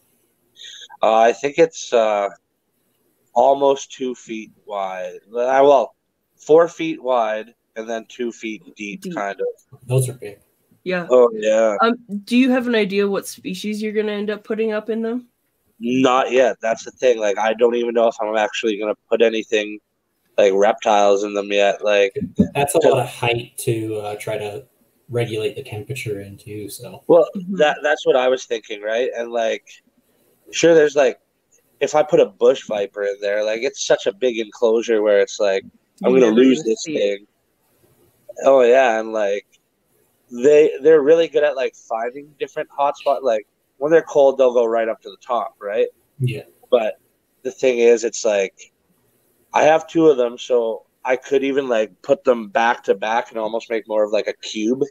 Yeah. Like a 360 walk around, like little tropical rainforest thing. Like that'd be sweet. I'll show you quick. Like I just got some little different plants here to like kind of start. You're getting ready. Oh yeah. Definitely. That's awesome. I bet you that's gonna look super deadly when it's done. That's what I'm hoping for. Like even just a relaxing kind of feature, you know, like. Was that somebody knocking? Yeah. Yeah, that'll be really cool. Like if you were to plan putting some animal in there, you might have to put like a heat panel and a ledge in there kind of like midway so you can help regulate the temperature throughout the enclosure. Definitely. And I've seen people do that too. Like they'll say they'll have different heat pads on the back or whatever. And yeah. Just kind of like hidden but not so hidden and where it could still work. But yeah, I don't know.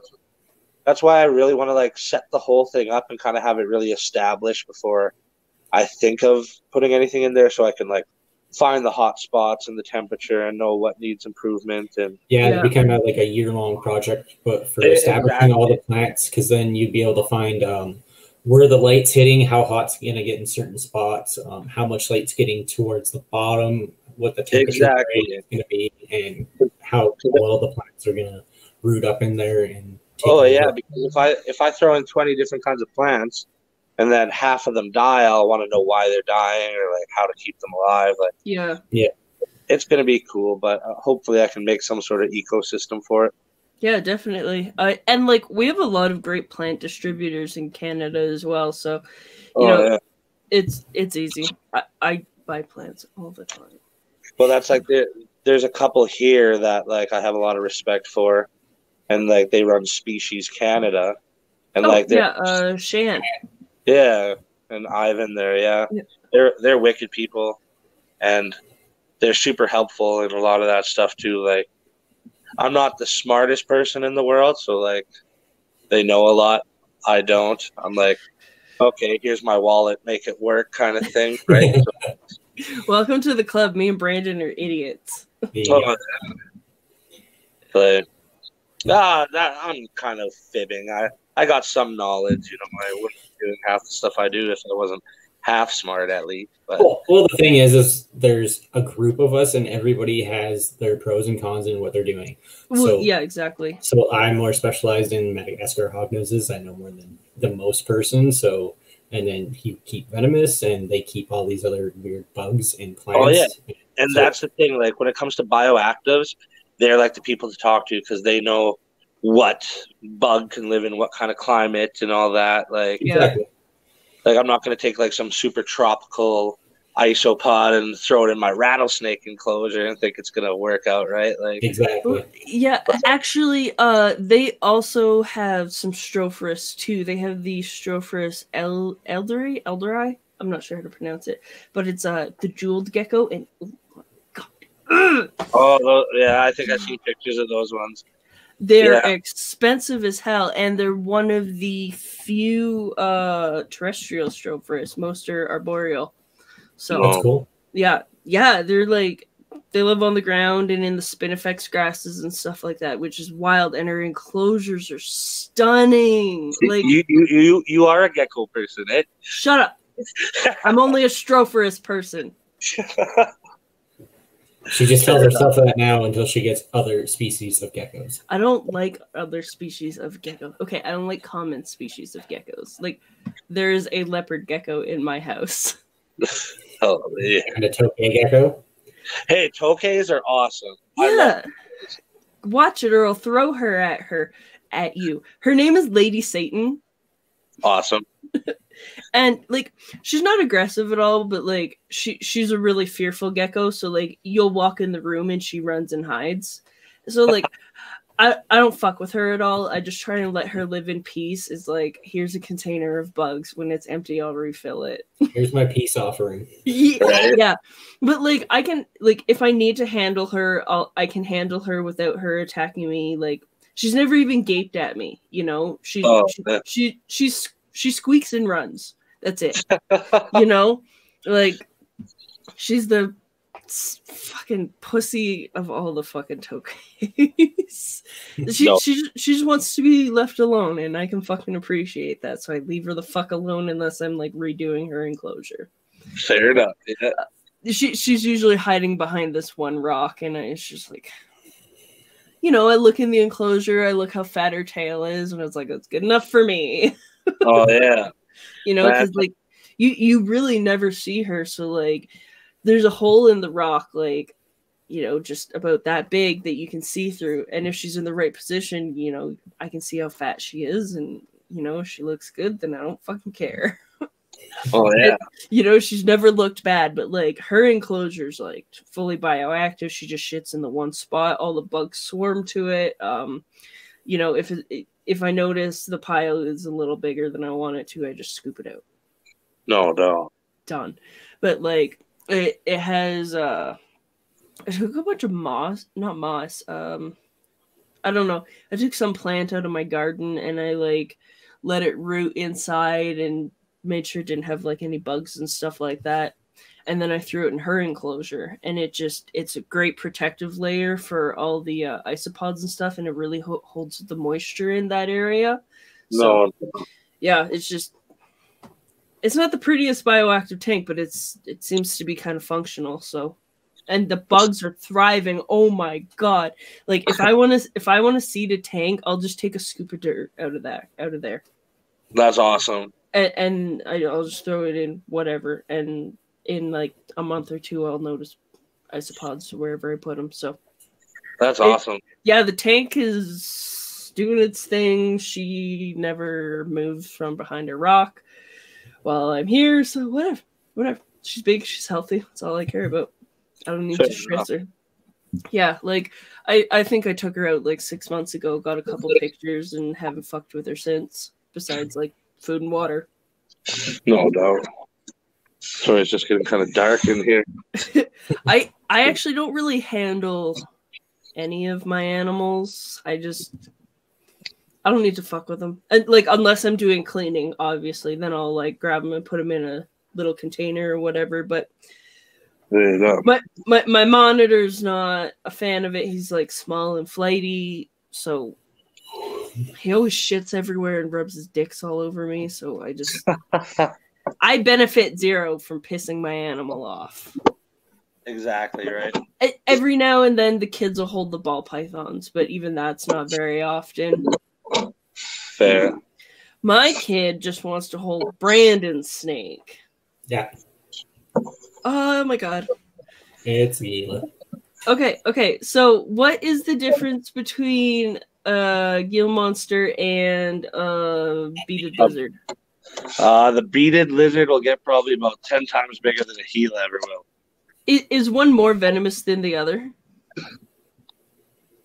I would like to say that the beaded would probably be more Probably venomous. size packs more of a punch, possibly. Well, yeah, probably distributes more venom, but it's such a weird venom, right? Like, there's not really too much Well, done because for it. it's just those two lizards that are in that family, right? Yeah, but I heard there was like there's a beaded in Gila, but I heard that there's like I don't know if it's just a different locale, but I want to say that there's a third one, but I might be wrong. I it's probably just a different locale or something. It's something we can Google, maybe. Fair. I don't know. Yeah. I always only thought there was the two, and then just recently, like not even a month ago, I like heard some weird thing, and I don't know. Well, as science changes and more studies come about, because not previously there might not have been a study on that animal, and now they found out more information. Yeah. So. Oh yeah. Did you want to show us that Gila again, and then like tell us a bit about it?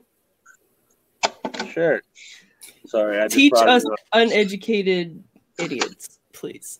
Oh, there's not much to really teach you on it, but it's basically Yep. mad, super pissed off. Puffy. Wow. But they're located in like the southern United States and like northern Mexico. Yeah. And they're not potentially deadly. Like their venom, everybody says it's like having lava rush through your veins. It's gonna ruin your day though. Oh yeah, ruin your week. Like apparently you get sick like the flu for about a week. And there's been no recorded deaths from it, but apparently somebody did like have a heart attack and die or whatever. But a secondary reaction, which venoms are going to affect everybody differently. Obviously, they're going to do their main purpose, but you never know what kind of secondary reaction someone's going to have. Because your body reacts to different proteins differently. So some people are allergic to peanuts, some people aren't. So it's just that protein factor that reacts differently. Yep. See, and the coolest thing I like about venom, like there's so many different venoms out there that are like medicinal. Like they'll take certain enzymes out of it. Like Gila monsters, they use their venom for like diabetic medicine and stuff, like, which is pretty cool. Yeah, well, it's amazing because like something that is used to take the life of their prey and like subdue it, we are able to manipulate and use to actually save lives. Yeah, like Komodo dragon venom, they're using that for Alzheimer's patients. So they took some of the venom from Komodo dragons and then they synthesized that protein that they found out that works for some Alzheimer's patients. So that's wild. That'd be awesome. Like I always thought, like I'm always like, oh, there's got to be cures for cancer out there somewhere, and I'm like, yo, what if like a certain type of venom, like they'll put this in your bloodstream or something, and it'll attack like tumor cells or like cancer cells. Like, it's just weird because the way venom works, right? Like how it attacks certain things in your body, like you have to learn how to program it. Exactly, and like it's crazy. Like I've actually been scared this year because I got stung by a hornet this year, like one of those black and white ones. Mm-hmm. And my whole arm my whole like forearm swelled up like a balloon. Like it was hard to the touch, all that. And like, that's the worst reaction I've ever had from like a sting, right? Yeah. And I'm like, oh, I hope I'm not like developing allergies to like venom, basically. Yeah. Because it's like, that sucks. I keep like a lot of stuff. Well, I've heard of that happening over time with some venomous keepers because some venomous snakes shed their teeth. So in the substrate, they don't notice it and they get pricked by it, and sometimes Oh, yeah. that'll cause a reaction. Well, Or it's even over time- airborne. Yeah, and sometimes over time, just absorbing it through the skin can make you become allergic to it. Exactly, but it can also help. Like, there's some people that can develop more of a immunity to it, right? Like, it's just which direction is it going to take for you? And it's like, I hope. Well, honestly, I don't want it to take any direction, good or bad. But You don't want to get bit, period. yeah, exactly. Like, I keep spiders and scorpions too, right? So it's like, like if my death stalker scorpion bites me, and if I die from like an allergic reaction, that'd be kind of shitty. Get taken out by a bug. Yeah, and especially not even the way it's supposed to. Like, they're potent scorpions. Like, those things can kill you. But if I was to die just from an allergic reaction, not even the actual venom of the animal, I'd be so pissed. Yo, it's like going out like a sucker, right? Like, it's what the hell, body? Yeah. It's like you just got bit by a king cobra, but it was the allergic reaction that killed you, and it's like, ouch. I think that's like Murphy's Law on top of Murphy's Law. Right. Inception Murphy's Law. Yeah, it's strange how different immune systems react to different foreign proteins. Oh, yeah. Yeah, like if I get bit by anything like spicier than a bee, I'm probably gonna drop dead because I have the immune system of a fucking fruit fly. So you want to come over and play with my blonde hognose? And it's so weird. Actually. I've gained a lot of weight in like the past year, like a story of my life. This thing didn't used to exist. I was 180 pounds and now I'm like in my 300s, so it's like, whoa. But I feel so much more like unhealthy and like susceptible to like getting sick. I feel like I'm gonna die from like anything. Oh, like, yeah. Like everything's hard to do. Yeah. No, I feel you, man. I fucking feel you. That's my life. Yo, I'm gonna see if I can try to get these guys on camera, but the lighting's so bad now. It gets dark early here now, but probably not, eh? Here, oh yeah, you can't flip it with this stupid program. I don't know. I put a little water bowl in for them to soak, but it's all blue. You can kind of see. Yeah. I can see me in the reflection. Yeah. Okay. Well, I brought a couple puff adders, but apparently it's not going down like that. Oh, wait. I got a light in this living room. Let's see if that helps. Let there be light. Oh, there we go. That works. Oh, those are neat looking. Yeah. Yeah, they're like cousins to the Gaboon Vipers. Okay, so they're probably like pretty kill you dead then? Oh, yeah. They're responsible for most of the deaths of people in South Africa. Wow. Yeah. Okay, so is it less frowned upon in the venomous community to do hybrids? Because I see like Gabinos and stuff like that talked about all the time, and no one seems to be having a stroke. Yeah, it's so weird, like, because I don't know how that, like, I haven't really done too much research on the hybrids, like, because those snakes are basically like the same snake, just different. But like different locales, yeah. Okay, that's kind of how I understood it too. But they have different scientific names. Yeah, and it's like a lot of it is just like their markings and their locality. Like, I don't know how much of their venom is different from each other. Mm-hmm. Like, because there's people that do hybrid rattlesnakes too, right? Like timbers and eastern diamondbacks together, and that's how you make, like, they're called like bat wings or something. Like, I don't know, but and copperheads crossed with water moccasins, like cottonmouths, and I don't know. Like, I personally, aren't water moccasins and cottonmouth the same thing? Yeah. Like the water moccasin and cottonmouth are the same thing, but they breed those to copperheads. Okay. But it's, I don't know why. Whenever I say cottonmouth or water moccasin, I say both the names, just so if somebody's thinking one or the other, like At least you're covering it both, right? But For anyone listening, a water moccasin and a cottonmouth are the same species. Yep, and I wish I learned this that video from Steve. I wish this video would have been taken next week because I have a shipment of 2 cottonmouths coming, and they're like big girls, like they're like 4.5 feet, big girthy snakes. And come visit us anytime you want. Just let us know. We can do a live stream if you want it. No. Good. I'm excited for these things though, because like I kind of want to make them like a little like semi bioactive enclosure. Like I want a good swimming area for them. Like I want lots of water and like duckweed and stuff like that. Just because a lot of people will just keep them on dry substrate with a water bowl, which I mean they'll thrive. They're hardy snakes, but like I think it would be cool to kind of see them in action. Like, there's big boy water snakes, right? They're surviving and thriving, right? And like you always want to do the best for your animals. I get why breeders, like big breeders, do like, you know, the more simple setups.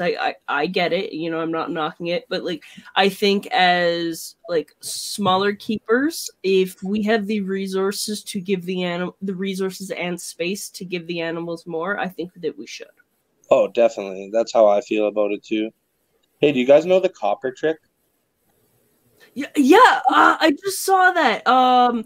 You put like a couple copper pennies in the bowl, and it stops algae growth. But the penny has to be from before 1982, I think. Yeah, when it was actually copper. Yeah, and not nickel. I work in construction, so there's a lot of like copper pipes lying around. So I'll just like cut a bunch of those up and just throw one into the water dish or whatever. Because if you have a big water dish and that water's sitting in there in the heat, like it's gonna get slimy. It's gonna invite like parasites and stuff. And copper sterilizes that shit. Like, well, and I can imagine with like venomous snakes, like you don't want to be reaching in and changing out that bin of water every day because it's putting you at risk. Yeah. It's like unnecessary risk. So if you can find other ways to remedy that, so you have to like, changing the water less, like, that sucks. But, you always want your animal to have fresh water, but, you also need to be alive. Exactly. Water, right? So if you have something that can keep that water clean, so you just have to top it up and then like once a month do a big change or, whatever it is. I think that's better for you and the animal. Yeah. Oh, definitely. Like, because a lot of my like enclosures are so hot to begin with that like it does evaporate.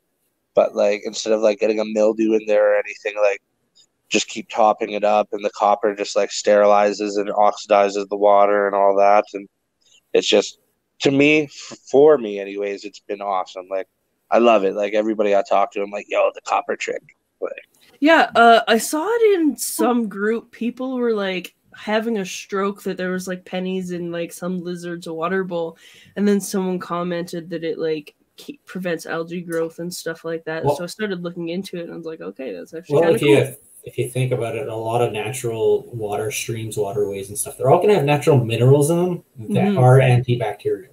Well, exactly, and a lot of stuff is filtered out in our tap water. So if you can put some of those natural elements back in and have it, you're making your artificial ecosystem operate a little better.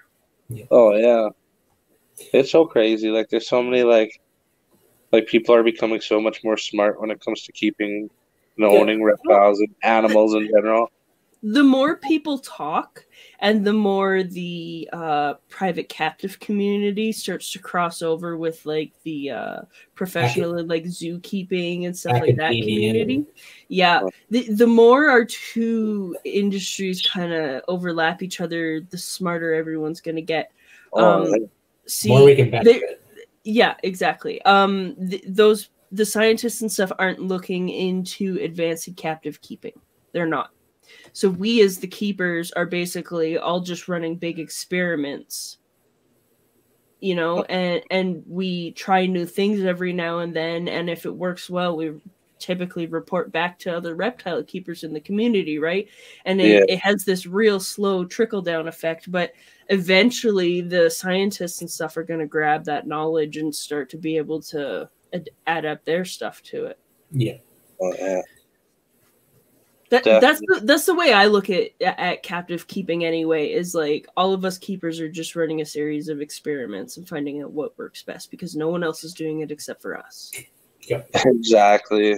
But I don't know, it's like I always say, like, everybody, like, you know, people can make mistakes and grow from the stuff, but at the same time, like, if somebody's clearly making mistakes, they should be like called out for their mistakes. And hell yeah. Like, I don't know, it's such a touchy subject right now, obviously, but it's like it goes with the whole keeping and like communicating, right? Like if someone's going to give you good advice, take the advice. Yeah. You know? But a lot of people on the internet nowadays, they just want self-validation. So if your answer doesn't agree with theirs, they don't want to hear it because I think I am right, and if you don't agree with me, you're wrong. But sometimes people are actually genuinely looking for the right information, and then a lot of people just jump down their throat without helping them. We have a local who is a severe problem to the reptile community. Not even just reptiles, it's other types of animals as well. They are not stable in any kind of way, like housing, finances, like zero. For years, we have all been trying to help this person better their keeping. They just keep killing animals, having accidental litters, like it's just everything bad, you know? And no matter how much helpful advice this person is given, they haven't changed anything. And, you know, animals get sold to them, animals, you know, get posted for like a month or two, and then that animal's dead. You know, and it's just like a shitty situation. But then we have like other, and like she just won't do anything to better anything.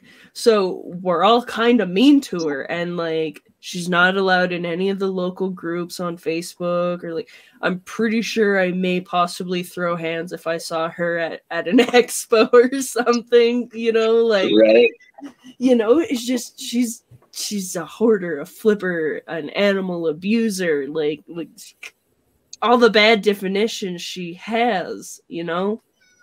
But then someone posted in my group they bought a baby beardy from Petco or whatever shitty ass pet store they got it from. Had only had it for a little while, and they noticed it was like rapidly declining, so they posted asking what to do. They were waiting for a call back from the vet, and like some people are freaking out and just posting stupid shit in the comments, and it's like, hey, you know what? Message me. I'll go over things one at a time with you and just get you actual fact, you know, like we'll take it slow and try and figure this out. And you know, the animal didn't make it the night, which is really unfortunate, and it had you know, the vet appointment in the morning, which fucking sucks. But obviously the animal was sick before it came into her care.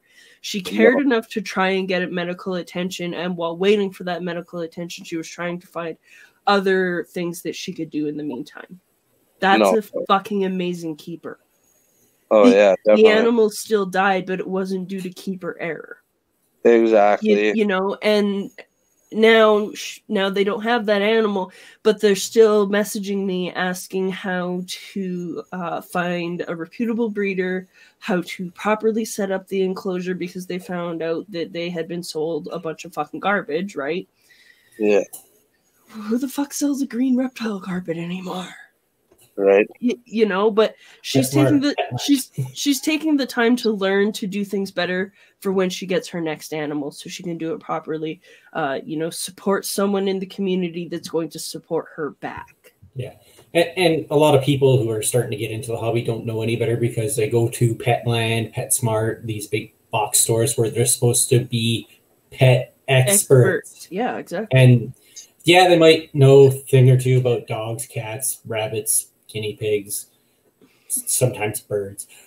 Majority of the time, they don't know jack shit about reptiles because they have outdated information that was done up in the early 2000s, and the company has not updated anything since. Yep. And they refuse to. And then these people get the wrong information, and then sometimes they have a great experience because it works out, and sometimes, in this case, they have a bad experience. No. Everything's fine until it goes wrong. Yeah. It's like people cohabbing animals that should not be cohabbed, because I do realize some animals can be cohabbed and thrive in cohab situations.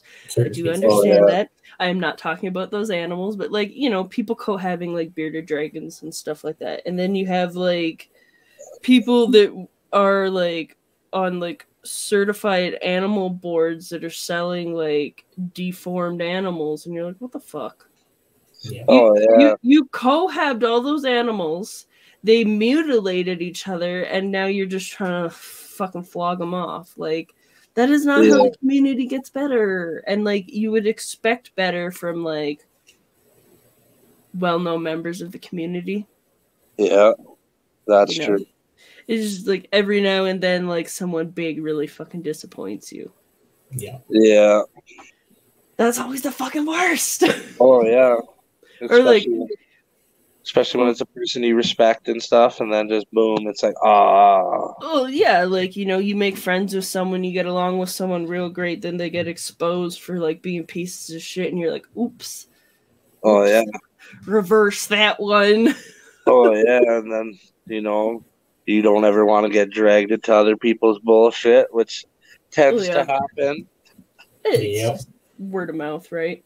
Yeah. Only the people like really involved know the how situations actually are. But like in that situation that I think we're all referring to, there's too much photo evidence to argue. Oh yeah. That's true. But yeah, you know, it's just when you start making friends with people across the country, because like everyone keeps reptiles, right? You know, you start expanding your circle, but you don't actually know these people in real life. I think that's just kind of the risks you take. Yeah. Oh yeah. When you're not just dealing with your local community.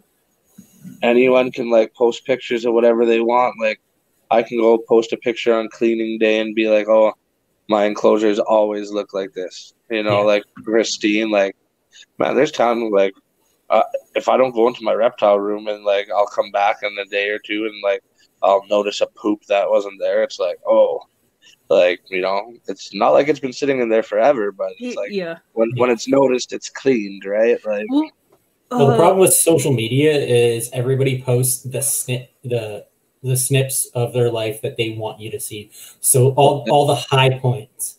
Not a lot of people post the low points on social media. So everybody's like, oh, this person's doing so great, blah, blah, blah, blah, blah, because they see all these high points. But that's what they're shown to perceive. Yeah, they don't show you the struggles that they're going through and all these other things.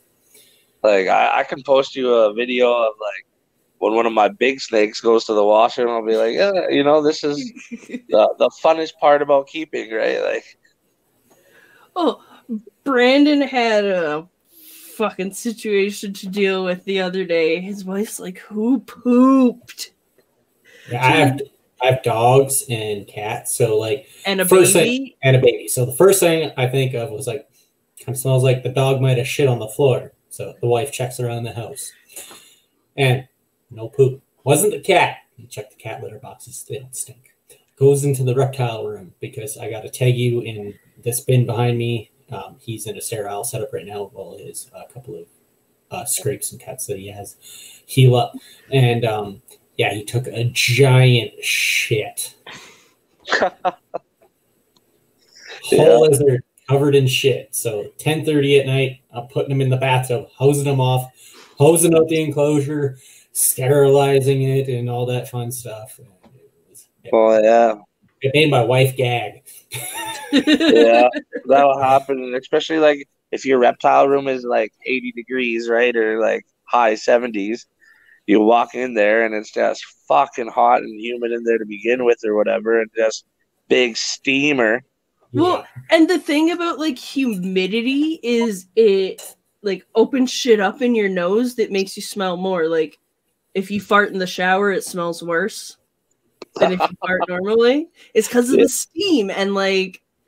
Oh yeah, it's out in that air, you know. Oh. See, like that's like This is a one day there gross should be an episode of all the gross parts about keeping reptiles and stuff. Like, It's not really glamorous like people make it out to be on social media. We clean up a lot of shit. oh yeah, it's like not everybody has a big showpiece like terrarium that's like just looks like the jewel of the room, you know? Like Yeah. they're gross and like they'll slither around in their own shit. Like fuck that. Oh, Yeah. they paint. Some of them paint. Oh yeah. That's why I call my tegus Picassos. No doubt, yeah. That's hilarious. That's a good thing about like the ball pythons and the boas is they like shit solid. No doubt. It's not like like my king snake, he'll paint. Oh yeah. Well, I had a collection of different corn snakes. I had like probably about 15 different corn snakes back before, and like I hated them. Like they were gross. Like just because they always go into their shit. Yeah. Like they'd always be covered in it. And I'm like, oh, like so like you're literally soaking and cleaning so much for like I wasn't even breeding them. I just had them. Like it was like, oh, I'm just thinking about it now and I'm like reminiscing in my head. Like it wasn't worth it for me because they were all like full size corn snakes too, like full grown, and you know some of them are pretty big and just you got that many and they're all pooping around the same days and I'm like, ah. The whole room just stinks. That's kind of why I alternate my feeding schedule now, because that way I don't have to clean everybody all at the same time. That makes sense. Smart. Where can everybody find you? You can find me on Instagram at Spit Venom Exotics. You can find me on Facebook, Maclo, Maclo. And I also started a Facebook group that's just called Canadian Venomous. Yeah, I think me and Brandon are actually both in there. I think so, yeah.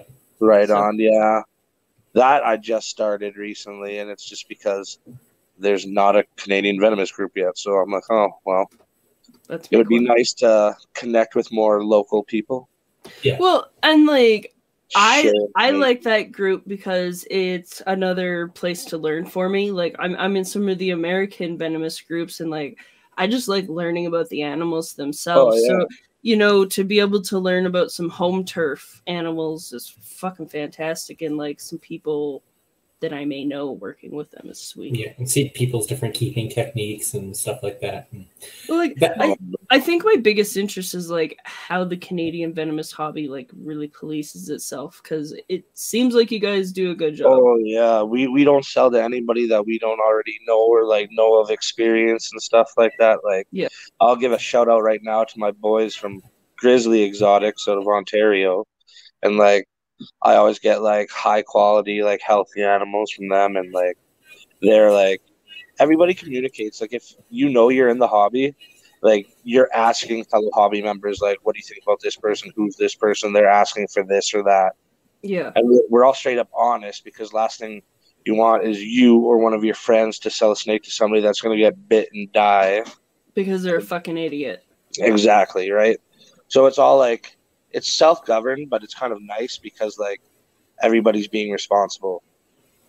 Like it's so cool. Like I like it more than some of the horror stories you see in the States, right? Like, but their community is also so much bigger. Like way bigger. Like we aren't even allowed to keep Venomous in like at least half the country, probably more. You know, and like their accessibility to it's crazy. Like even with their own local species, like people just picking up wild, like cottonmouths or copperheads and getting bit. In some states, you're only allowed to own native species. Native species, which like is so weird to me because like our laws here in Alberta are the exact fucking opposite. And same here. Native, like, nope. Yeah, like any native species you're not allowed to keep here, like whether it be fish, reptile, mammal, anything native you can't have. Yeah, it kind of makes sense to me, because if you need an anti-venom and you get bit, it's there. That's where they're going with that. That's actually a great point that I didn't even think of. And like, I wish I lived in a place that had local venomous species, because, you know, that would be the move. You know, like I would like that more. Like I wish like I lived in Alberta and I wish I could like legally keep a prairie rattler, but I can't, and it's not legal to keep. But Do you it's guys- weird because I can get imported prairie rattlers from the States, but Because they're it's still captive bred.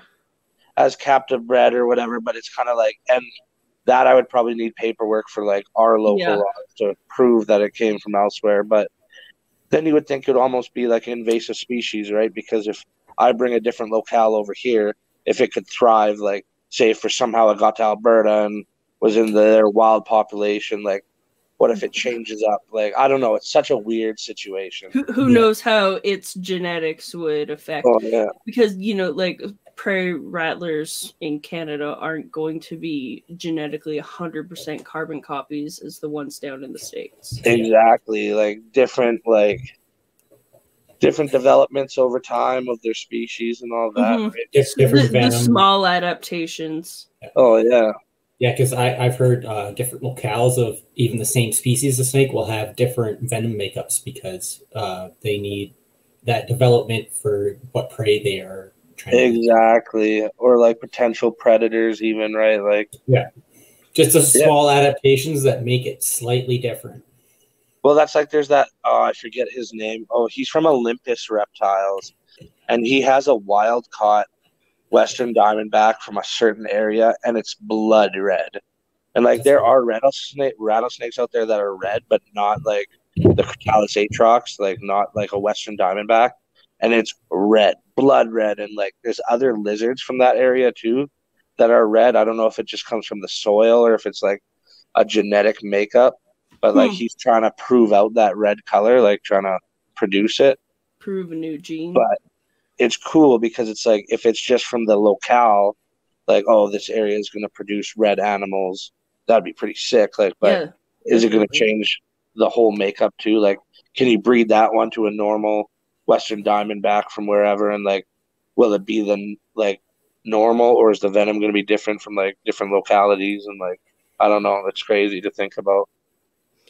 That's wild. And like, you never know how genetics are going to react with each other either. So like, you really have to put it to the test, like he's doing. Oh yeah, well, even something that just kind of weirded me out, and I still don't really understand it. I got a pair of Western Diamondbacks. I got an albino, and I got a melanistic, like a black one. And like, if they strike the glass, the albino, like it's almost like a clear venom. But then when the black one strikes, like it's the dark yellow, right? So I don't know if it's like, who knows? Maybe it's a hydration thing, just like when you drink a lot of water, your piss is clear, and when you don't, like it's yellow, right? But it's but what if it's like a potency thing? Like I really don't know. Like it could just be kind of a pigmentation that affects the whole system. So it's weird because like they're the same species, but the clarity of the venom is different. Like. That'd be cool if you could like collect samples of both and like have them sent off to a lab, but like obviously that sounds like it's going to be expensive. Oh yeah, and like I don't milk snakes. Just Q-tip it off the glass. Yeah, right. It would be cool though, definitely, because if it's just like I haven't watched enough videos on people milking snakes to see like, oh, they'll do 10 back-to-back Western Diamondbacks. Don't look at the color of the venom that's coming out, right? So maybe it's just it is what it is. But find a herpetologist studying them. That's what Brandon does for everything. He just finds a herpetologist and harasses them with questions, and then makes them come on the podcast. Awesome! Hell yeah! All right, well, let's wrap it up because like I have a full bladder, boys. Fair enough. Yeah, I need a cigarette. We know where we can find you. Shout out to our Patreon supporters, Gwendolyn Lee, Ophidians by Design, and Kayla Mans. You are epic as usual. Love all of you. Check out My Pet Paradise and use CHP 10 off. All capsule locks. 10% off. Yeah. Yep. Find us on all your favorite podcast platforms. You can email us at chp.podcast@gmail.com. That one. And find us on Facebook, Instagram, and all those other places that you type into the Google machine. We have a link tree. That too. It doesn't have an OnlyFans. Channel won't let me upload mine for whatever reason. Only peens. Only hemipeens. It'll just be a collection of snake dicks. Holy fuck. All right, well, don't forget to grab Life by the Hemipeens, everyone. All right, y'all. Yeah.